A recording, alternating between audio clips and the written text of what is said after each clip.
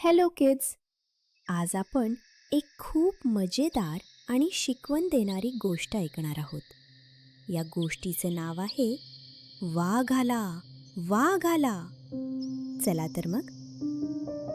एकेकाळी एका छोट्या सुंदर गावात गोपाल नावाचा एक मेंढपाळ मुलगा राहत होता.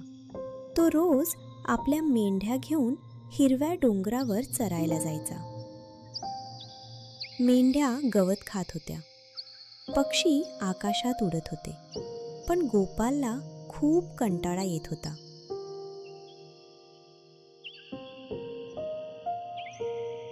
अचानक त्याच्या डोक्यात एक खोडकर कल्पना आली.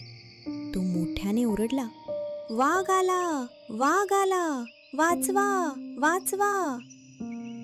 गावकरी घाबरून काठ्या आणि दांडे घेऊन डोंगरावर धावत आले, पण तिथे वाघ नव्हता. गोपाल जोरात हसू लागला. हा हा, मी फक्त मजा करत होतो. गावकरी रागाने म्हणाले, गोपाल, असं खोटं बोलू नकोस.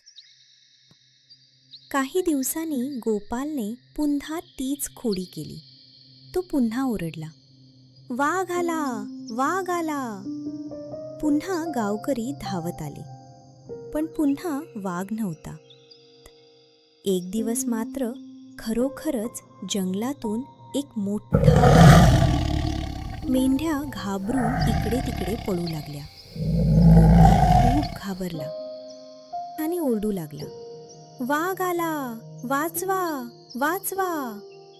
पण गावकऱ्यांना वाटलं की गोपाल पुन्हा खोटं बोलतोय, म्हणून कोणीही मदतीला आले नाही. गोपालला खूप वाईट वाटलं.